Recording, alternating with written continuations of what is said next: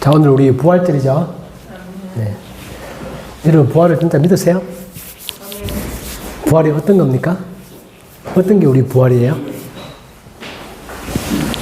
부활이라는 게 우리가 이렇게 살아있는 것처럼 있다가 죽고 난 다음에 다시 부활하면 현재와 똑같은 몸, 또는 우리가 살아있으면서 가장 젊을 때, 가장 우리가 아름답고 멋있을 때로 그 모습으로 다시 부활을 한다. 그런 걸까요? 아니면 말로만 부활이고 사실은 부활이 없는 걸까요? 어떻게 생각하세요? 이 부활은 정말 중요하죠. 기독교 신앙의 아주 기본 바탕이기도 하고, 우리 모든 믿음이 그냥 말로만 좋은 게 아니라 사실이다. 그걸 증명하는 중요한 증거가 되기도 하고, 정말 내가 나중에 부활한다고 하는데 정말 나중에 내가 부활하면 어떤 모습일까? 어떻게 살아가는 걸까? 그런 것들 진짜 어떻게 생각하세요? 이게 정말 중요한 겁니다. 그죠? 그래서 우리가 성경을 보면 우리가 나중에 부활하게 되면 그걸 먼저 보여주신 분이 예수님이시고, 그 예수님의 몸은 지금 우리 몸과 다르고 분명히 만져볼 수 있고 서로 알아볼 수 있고 그러는데 시간과 공간의 제약을 안 받고, 내가 차를 타고 의정부 가는 게 아니라 어느 순간 휙 하면 그거 가 있고, 시간의 제한이 없고 장소의 제한이 없고, 또 우리 그 몸은 예수님도 뭘 먹는 걸 보면 우리도 부활 후에 뭘 먹을 것 같아요. 먹을 것 같은데 뭐라고 살지? 정말 맨날 찬양만 하고 사나? 사실 그런 거 우리 잘 모르죠. 잘 모르지만 분명히 하나님이 목적하시는 바가 있고 우린 정말 그런 삶을 정말 살게 될 거다.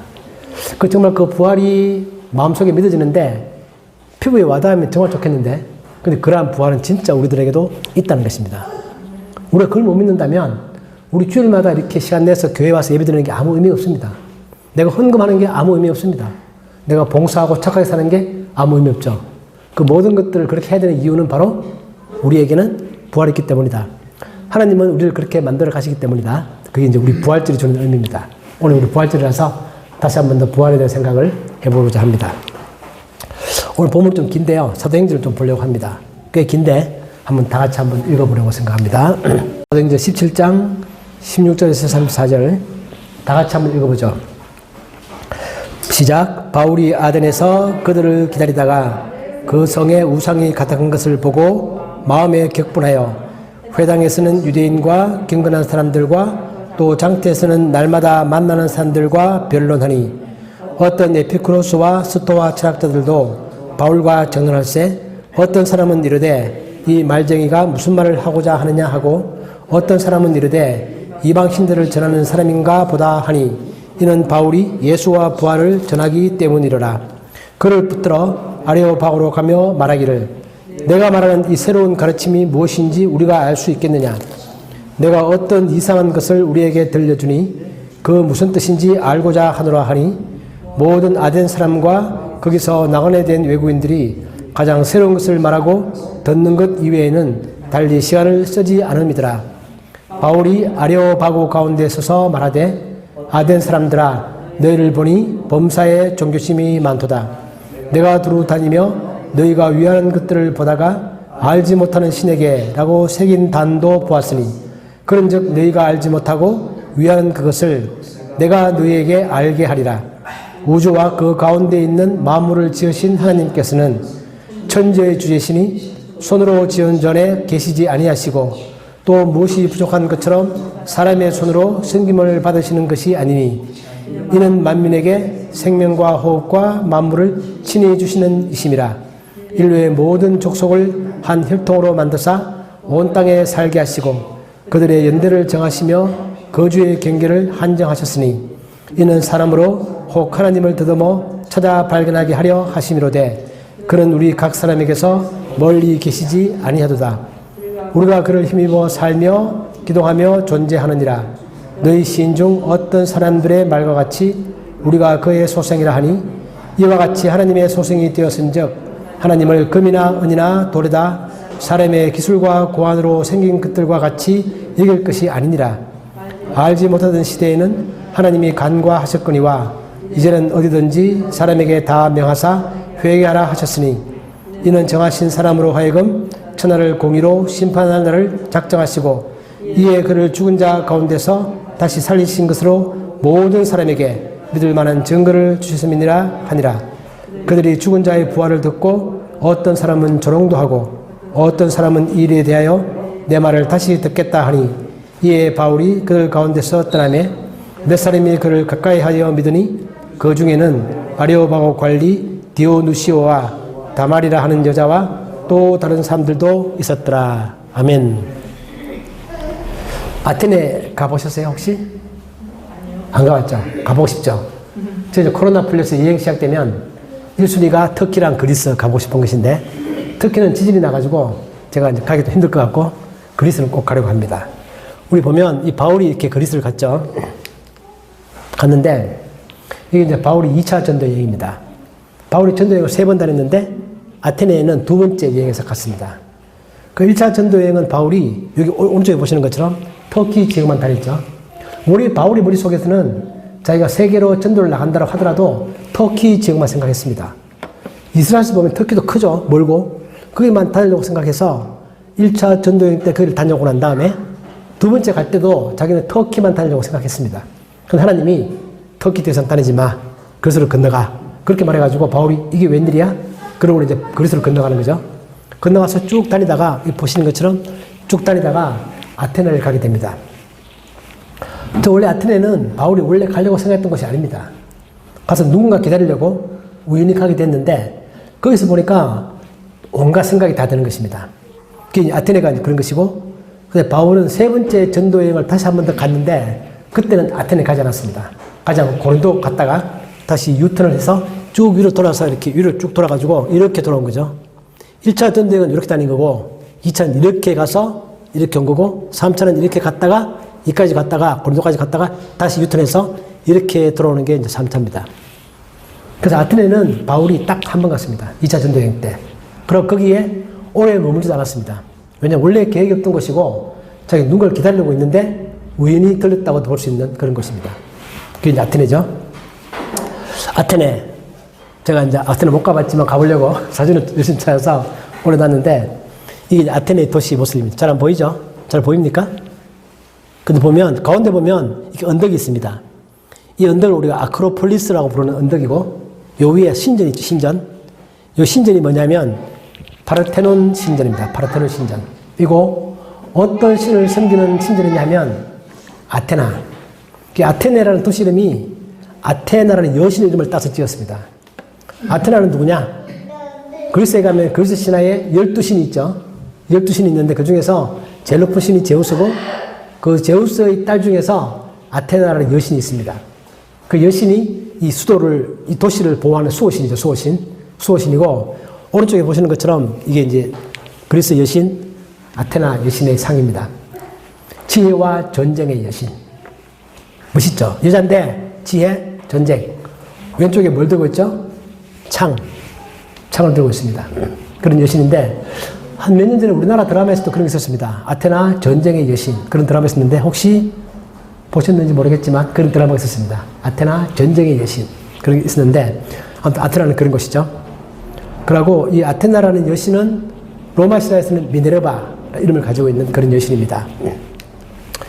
아테나는 아시는 것처럼 전 세계 철학의 중심지죠.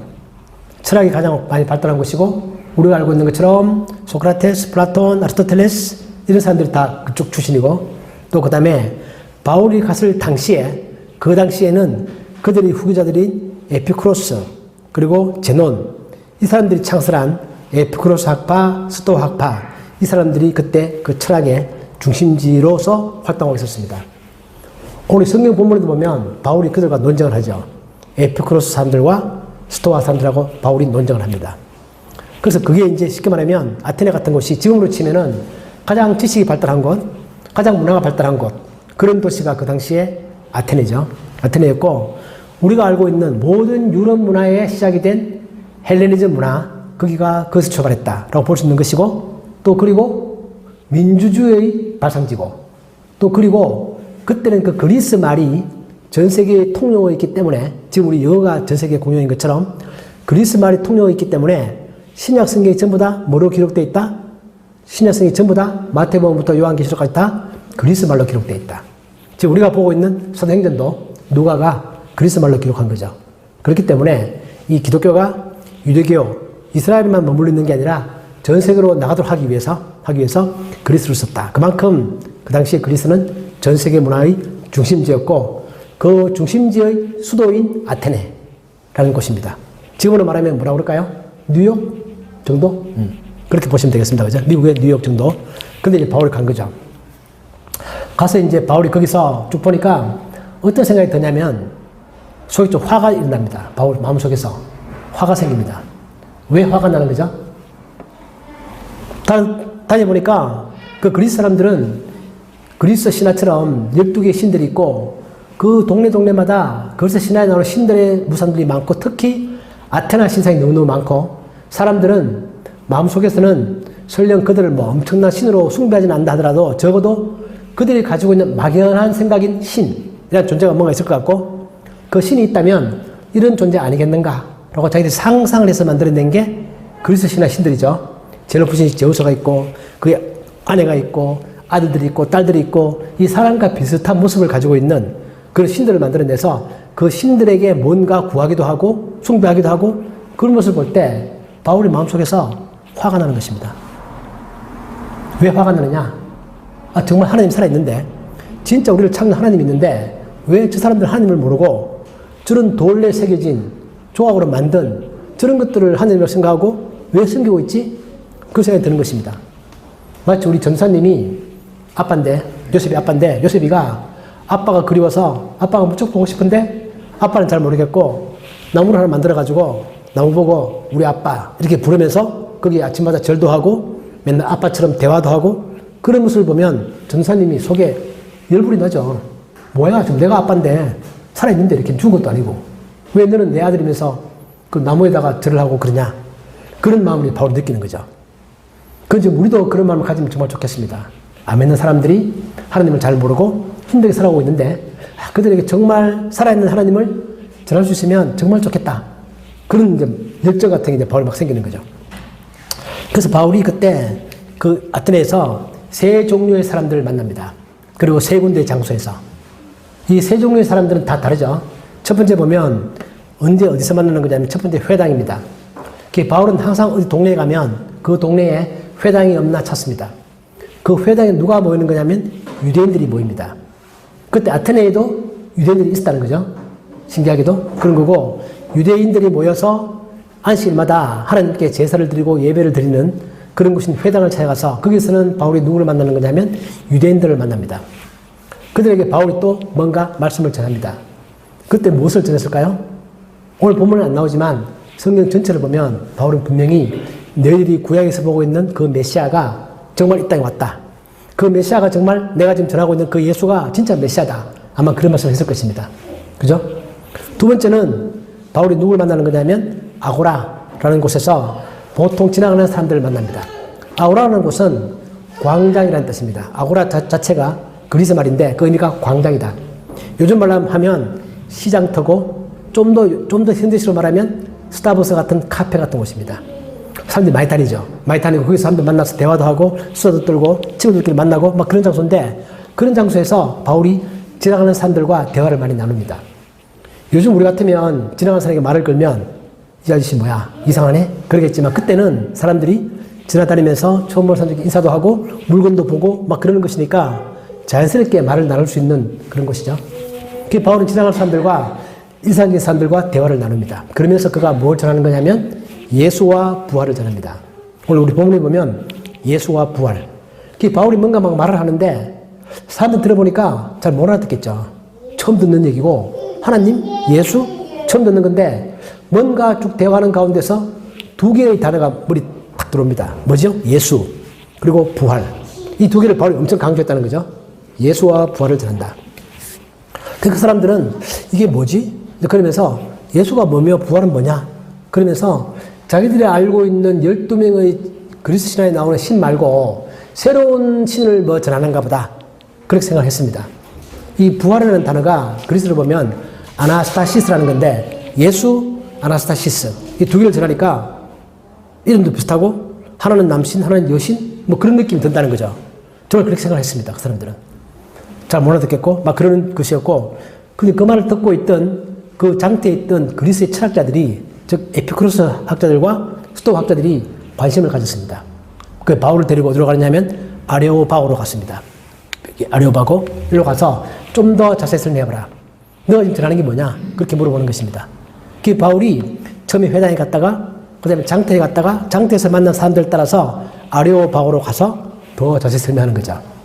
이 바울은 세 종류의 사람들을 만나는 것이고 이 세 종류의 사람들은 지금 우리가 만나는 사람들과도 비슷합니다. 우리 첫 번째 바울로 치면 회당에서 만난 사람들, 우리로 치면 뭐죠? 교회에서 만나는 사람들입니다. 교회에서 여러분 같은 사람들이죠. 우린 다 신앙이 좋지만 우리 큰 교회 가면 교회에 오긴 하지만 아직 기독교를 잘 모르는 사람들이 많습니다.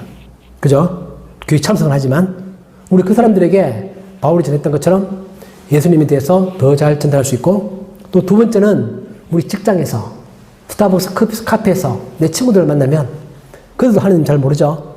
그들에게도 우리가 또 똑같이 하나님을 전할 수 있고 또 세 번째는 좀 더 전문가들 정말 지식이 깊고 공부를 많이 했고 철학에 있어서 그 당시에 전 세계 최고의 실력을 가지고 있는 그 사람들하고 또 바울도 논쟁을 합니다.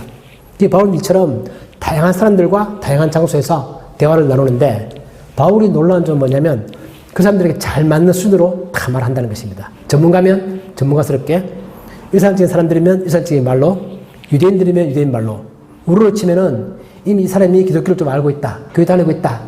그럼 그 사람의 눈높이에 맞추어서 뭔가 말을 할 수 있고 또 우리가 친구들 만나면 친구들과 우리는 또 다른 또 대화 주제가 있죠. 그 대화 주제로 시작해서 또 그리스도를 전할 수 있고 또 우리가 학교를 가거나 직장에 가면 그 사람들 어떤 방면의 전문가들이죠. 그 방면의 전문가들과 그들의 주제를 가지고 또 우리가 부활을 전할 수 있고 이런 것들이 이제 우리에게 주는 교훈이 바로 이런 것들입니다. 그래서 보면 이게 이제 뭐냐면 아고라죠. 아고라. 광장입니다. 광장. 광장이고 요즘도 우리가 뉴스 보면 민주주의의 뭐 발상, 토론 장소 이런 말 나오면 아고라 그런 단어 많이 쓰죠. 우리가 뉴스에서 많이 보는 단어입니다. 그래서 철학자들이 이제 아레오파고로 데려가죠. 데려가는데 어디냐면 아레오파고가 어떤 곳이냐면 이런 곳입니다. 잘 안 보이시겠지만 아레오파고 이런 곳이 있다. 그래서 여기는 뭔가 의회 같고 지금으로 치면은 법원 같은 곳입니다.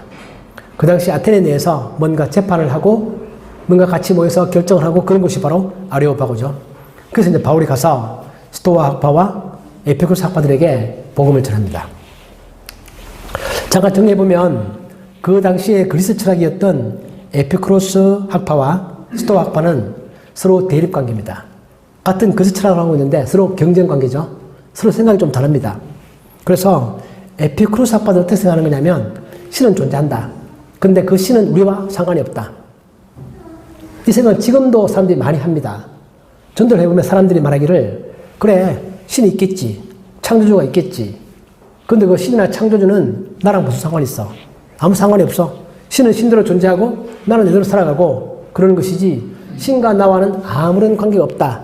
그렇게 생각하는 것처럼 요즘도 그렇게 생각하는 사람들이 많은 것처럼 그때 이 에피쿠로스 철학자들도 그렇게 생각했습니다. 그들은 신에 관하여 구체적으로 모릅니다. 막연하게 뭔가 우월적인 존재가 있고 뭔가 전 세계 제일 뒤에 아주 이상적이고 완벽한 존재인 누군가가 있을 것이다. 그건 알겠는데 그 사람과 그분과 나는 아무런 상관이 없다. 그분은 나의 삶에 있어서 아무런 가습도 하고 있지 않고 나에게 아무런 영향도 주지 않고 나는 별개로 살아가고 있다. 그렇게 생각하는 사람들이 에피쿠로스 학파들입니다. 그 사람들이 추구하는 최고의 가치는 뭐냐면 쾌락인데 이 쾌락이라는 단어는 요즘 말로 할 때 그 나쁜 의미의 쾌락이 아닙니다. 뭐냐면 병도 없고 질병도 없고 재물존도 있고 아주 편안한 삶, 마음 가운데 조용한 평안함이 있는 그런 것들을 이 사람들은 쾌락이라고 부르고 그러한 삶을 추구하는 거죠. 우리도 지금 사실 그런 거 좀 추구하고 있죠. 우리도 가능하면 몸도 안 아프고 맛있는 거 먹고 잠도 잘 자고 편안하게 살 수 있는 삶, 걱정도 없고 고민도 없고 그런 삶을 추구하는 것처럼 이 에피쿠로스 학자들도 그런 걸 추구했습니다. 거기에 비하면 스토아 학파는 범신론입니다. 범신론이라는 것은 약간 불교적이죠. 모든 게 다 신이다. 자연만물이 다 신이다. 해도 신이고 달도 신이고 저 바위도 신이 될 수 있고 그렇게 생각하는 게 범신론입니다. 근데 그렇게 생각하면서 그 다음에 그 사람들의 삶의 스타일은 금욕주의입니다. 내가 고통을 참고 인내하고 돌을 닦아서 점점 더 거룩한 존재가 되고 약간 불교스러운 그런 마음을 가지고 있는 게 스토아 학파들의 생각입니다. 그 둘은 좀 생각이 다르죠. 그렇기 때문에 평소에도 이 두 학파는 네 말이 맞냐 내 말이 맞냐 그런 걸 서로 많이 논쟁을 많이 벌였던 그런 사람들인데 장태가 듣다 보니까 이상한 사람이 나타나가지고 예수와 부활을 전한단 말이죠. 그것도 뭐냐 신기하죠. 듣고 싶죠. 이 사람들 공부하는 걸 좋아하니까 저처럼 공부하는 걸 좋아하니까 신기한 걸 보면 그게 뭐냐 좀 자세히 설명해라 그렇게 하는 거죠. 그리고 바울이 거기 가서 이제 설교를 딱 합니다. 하는데 이 바울의 설교는 놀라운 거죠. 이 바울의 설교는 일단 출발을 그들의 입장으로부터 출발합니다. 너희들이 알고 있는 게 뭐다. 그로부터 출발해서 자기 얘기를 풀어갑니다. 그러면서 그들이 가지고 있던 종교심, 또 그들이 잘 알고 있는 그들 사이에서 유명한 시인의 말들, 이런 걸 인용해서 대화를 풀어가면서 그러나 결론은 성경적 결론으로 끌고 갑니다. 이게 이제 바울이 참 잘하는 거죠. 잘하는 거고 우리가 참 배울 바가 많습니다. 그리고 사도행전에 보면 짧은 설교들이 많이 나오죠. 중간중간에 나오는데 그 설교들은 참 훌륭한 설교들이 많습니다. 오늘 바울이 한 이 설교는 학자들이 말에 따르면 사도행전 전체에서도 가장 연구가 많이 되고 있는 그런 설교래요. 그러니까 바울의 어떤 사상을 집약적으로 잘 나타내고 있는 기독교의 진리를 요약해서 잘 보여주고 있는 놀라운 설교다. 그런 것입니다. 밑에 보시면 바울이 그렇게 말하죠. 바울이 아레오바고 가운데 서서 말하되 아덴 사람들아 너희를 보니 범사에 종교심이 많다.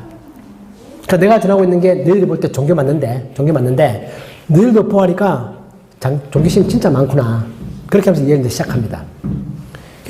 전 세계의 모든 사람들은 다 종교심이 다 많죠. 우리나라 사람들 종교심이 많습니다. 그 불교를 믿기도 하고 유교를 믿기도 하고 모든 나라의 사람들은 전부 다 막연하게 종교심을 가지고 있다. 그래서 출발하는 거죠. 또 그리고 밑에 보시면 17장에 보시면 바울이 그런 말을 합니다. 너희 시인 중에 어떤 사람들이 말을 하기를 우리는 신의 소생이다. 그런 말하는 그런 시 있지 않느냐.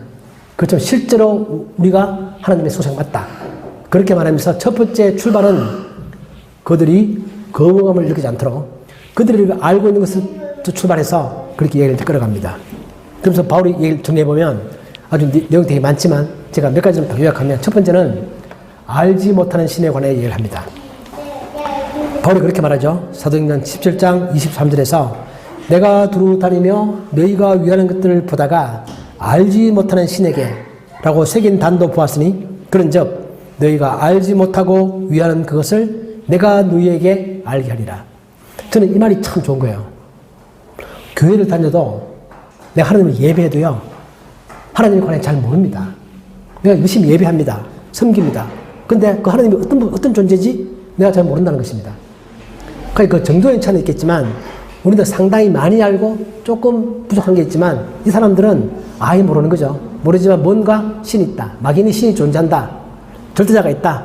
그걸 알겠지만 그분이 어떤 분인지 내가 전혀 모른다는 뜻입니다. 스스로도 그렇게 고백하는 거죠. 나는 내가 알지 못하는 신을 섬긴다. 그렇게 말하는 것처럼. 그런데 바울이 그렇게 말하죠. 너희들이 알지 못하는 그 신에 관하여 내가 구체적으로 말해주겠다. 그분의 이름은 여호와고 그분이 인간의 몸을 입고 이 땅에 오신 분이 예수님이고 그분은 우리들에게 어떤 것을 원하시고 어떤 삶을 사셨고 나중에 우리가 부활할 것이고 이거는 그냥 막연히 지어낸 얘기가 아니다. 실제다 실제. 너희들이 마음속에서 뭔가 섬기고 싶고 잘 받들고 싶은 애매모호한 그 신이 바로 하나님이다. 지금 그렇게 이해를 풀어가는 것입니다. 이건 우리도 똑같은 거죠. 지금도 우리가 다른 종교랑 대화를 하거나 제가 뭐 불교를 보거나 천주교를 보거나 다른 종교를 보더라도 그들 마음속에서도 뭔가 추상적이지만 초월적인 존재에 관한 뭔가 그림 같은 걸 가지고 있습니다. 인간들은. 그럴 때 그게 그렇게 애매한 게 아니라 구체적으로 이런 존재다. 이름도 있고 여호와 실제 존재하고 우리들에게 말도 걸고 우리에게 말도 하시고 우리가 기도하면 듣기도 하시고 그런 분이다 라는 겁니다. 그게 바울이 첫 번째 하고 싶은 얘기죠. 너희가 알지 못하는 신이 있는데 그 신이 바로 내가 전하는 그 신이다. 두 번째는 사람들의 마음속에서는 종교심이 많으면 그 절대자에 관하여 무언가 바쳐야 한다고 생각합니다. 내가 바쳐야 좋아한다. 신은 내가 뭘 바치면 좋아한다. 내가 열심히 기도하면 좋아하신다. 내가 열심히 헌금하면 좋아하신다. 내가 열심히 봉사하면 좋아하신다. 내가 뭔가를 드려야 좋아하는 신이다라는 생각을 많이 하는데 그건 보편적으로 다 그렇다. 근데 하나님은 정반대다. 하나님은 부족한 게 아무것도 없다. 아무것도 없고 오히려 사람들에게 무언가를 많이 주시는 분이다. 그러니까 너희들이 알고 있는 것처럼 조각을 만들고 거기다가 많이 갖다 바치고 많이 경배하고 그러면 좋아하는 신은 아니다. 그 전 세계 신 가운데서 제가 볼 때는 유일하게 인간으로부터 무언가를 받지 않아도 되는 신, 그런 신은 하나님밖에 없습니다.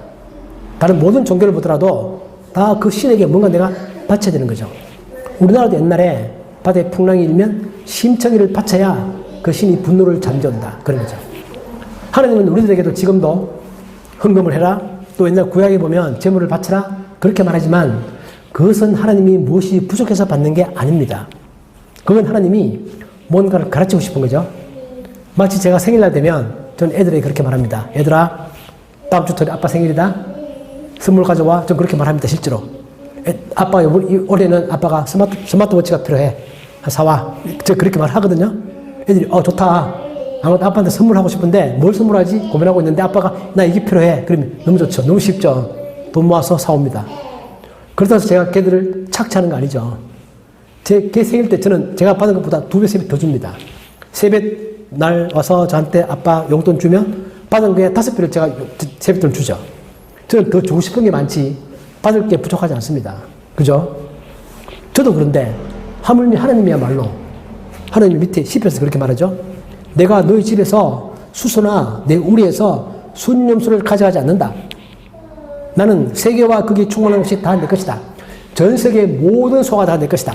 근데 너희들이 소 몇 마리 바친다고? 그거는 나를 향한 너희들의 마음이고 정성이고 그걸 보자는 거지 결코 내가 그 소가 정말 필요해서 하는 게 아니다. 그 하나님 말씀하시는 것처럼 바울도 여기서 그 말을 합니다. 우리가 섬기는 하나님은 진짜 신은 무엇이 부족해서 뭘 받는 게 아니다. 그렇게 말합니다. 이러한 생각은 그 당시에 에피쿠로스 철학자들도 똑같은 생각을 했다고 합니다. 그들도 뭔가 막연하게 신에 관해 생각을 하는데 어떤 신이 있다면 그 신이 정말 신이라면 그 신은 인간으로부터 아무것도 필요로 하지 않아야 그 신이 진짜 신이다. 만약 어떤 신이 있는데 그 신이 인간으로부터 뭘 받고 싶어 한다면 그건 진짜 신이 아니다. 그건 가짜 신이다.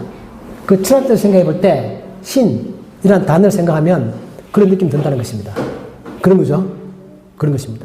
그리고 그리스 철학자 중에서 우리가 잘 알고 있는 아리스토텔레스가 있죠. 그 사람 어떤 말을 했냐면은 제가 세상을 보니까 세상은 다 변한다. 다 변하죠. 봄, 여름, 가을, 겨울 변하고 꽃이 피었다가 지고 다 변하는데 그 변하는 것에 원인을 주는 뭔가가 있다. 원인자가 있다. 바람이 불기 때문에 꽃이 떨어지고 해가 높이 뜨니까 덥고 원인을 주는 게 있죠. 그럼 해는 왜 높이 뜨느냐? 지구가 돌기 때문이다. 뭔가 원인을 주는 게 많이 있는데 따라가면 마지막에는 자기는 아무도 영향을 받지 않으면서 남에게 영향을 주는 그 무언가가 있을 것 같다. 그걸 생각하는 것입니다. 철학적으로 생각을 하다 보니까. 그래서 다 영향이 있네. 내가 다 영향을 주는데 영향을 주고 그 원인이 뭐지? 쭉 따라갔더니 마지막에 전혀 영향을 주지 않고 자기는 영향을 받지 않고 남에게만 영향을 주는 그런 게 있다라는 걸 생각했습니다. 그게 뭐지?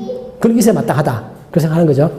그래서 그걸 이제 영어로는 unmovable mover라고 부르는 건데 자기는 움직이지 않으면서 남들을 움직이게 만드는 나중에 기독교 철학자들 그렇게 말하죠.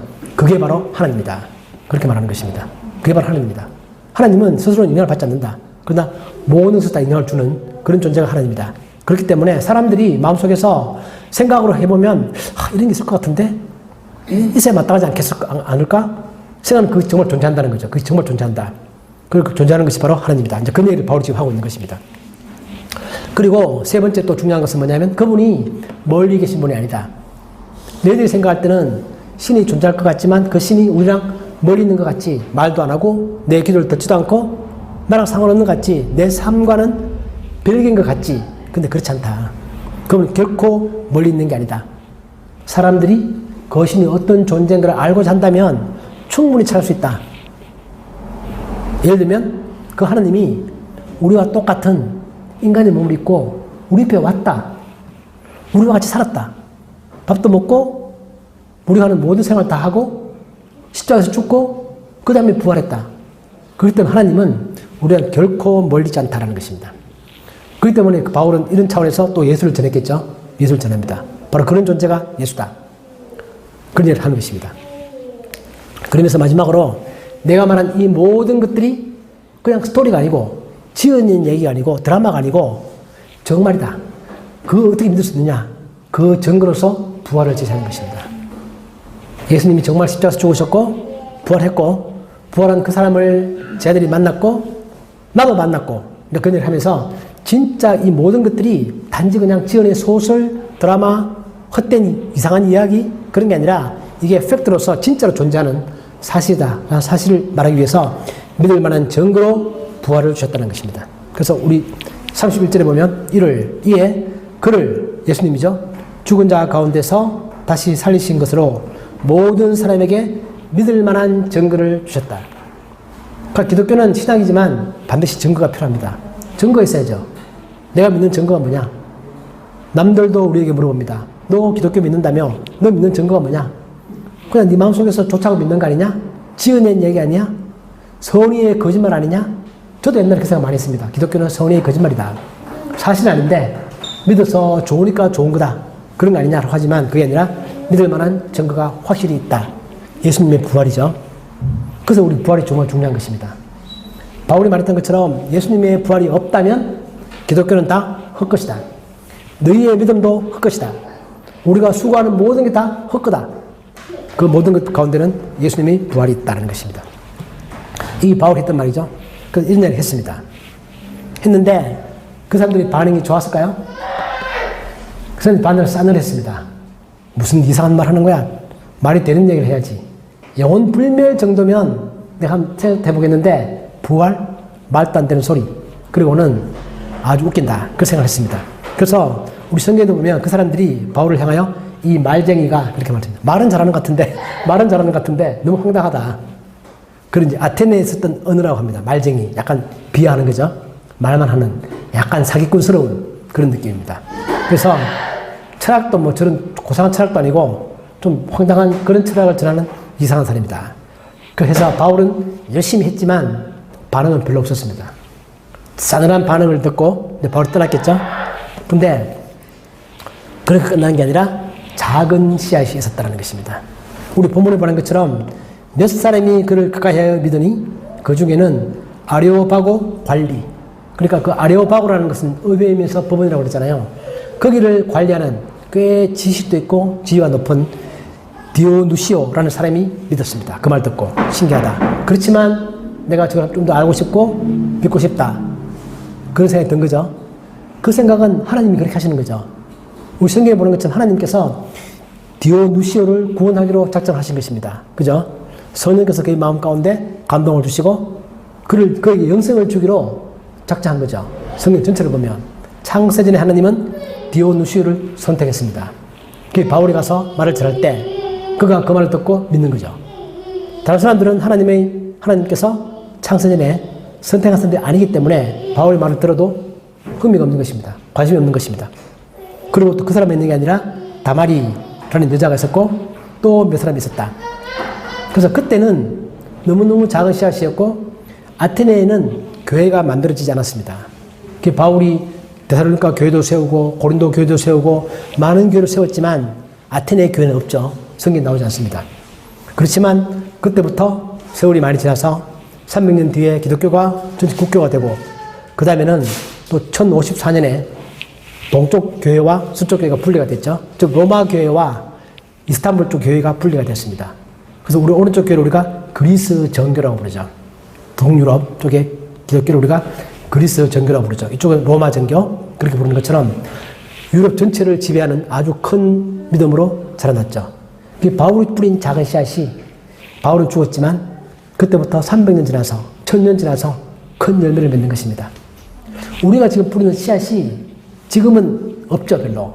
아무리 열심히 전도해도 소득이 별로 없습니다. 내가 열심히 말씀을 전해도 한동안 믿을까 말까 그러는 것입니다. 그러나 이 씨앗이 어떻게 자랄지는 아무도 모르는 것입니다. 이게 사실이면 또 내가 전하는 하나님이 살아있는 하나님이라면 반드시 이것은 큰 열매를 맺는다. 근데 바울은 그런 생각을 했겠죠. 그 바울은 아테네를 떠났고 3차 전도 여행 때는 바울이 아테네를 가지 않았습니다. 고린도만 가고. 바울 생각할 때는 아테네 뭐 잘 모르겠습니다. 제 상상이지만 아테네 뭐 좀 별볼일 없다. 그렇게 생각했을 수 있는데 아무튼 바울은 3차 가지 않았습니다. 이건 본문의 내용인데 저는 이제 이 말씀을 생각하면서 오늘이 부활절이고 부활이 나에게 주는 의미가 무엇인가? 그것을 하면서 나는 또 이 부활을 어떻게 전할 것인가? 그 생각이 들죠. 오늘 우리의 환경도 아테네만큼이나 나쁩니다. 아시는 것처럼, 뉴스 보시는 것처럼, 이제는 아직은 아니지만, 이제는 뭐, 우리 기독교 복음을 학교에서도, 대학교에서도, 직장에서도 또 막 이렇게 전하면, 절대 진리다, 이렇게 전하면, 차별금지법이 걸려가지고, 잘 전하지 못하게 될 수도 있는 그런 분위기도 있습니다. 그죠? 그런 분위기도 있고, 또 이단들이 워낙 나쁜 짓을 많이 해서, 그 이단 때문에도 기독교가 같이 욕먹는 게 있습니다.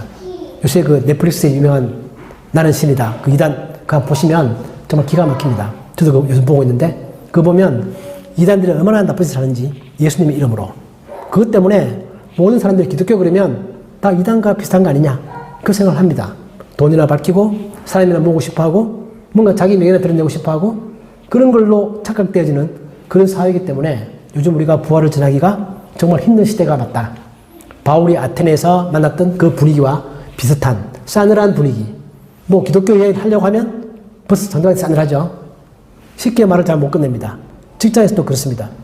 그렇기 때문에 딱 꺼내면 됐어요. 그걸 끝입니다. 그냥 됐습니다. 딱 그걸 끝이라서 그런 분위기가 요즘 분위기다. 그런데 우리가 그런 가운데서도 하나님의 말씀을 전하고 부활을 전하는 그런 사람이 되어야 되겠다. 그리고 바울이 했던 것처럼 그들이 좋아하는 것, 그들이 잘 쓰고 있는 도구들, 그런 걸부터 이야기를 출발하자. 저 사람이 뭐에 관심을 많이 가지고 있지? 저 사람 빵을 되게 좋아하는구나. 빵으로부터 출발해서 뭔가 복음을 전할 수 있는 게 뭐가 있지 않을까?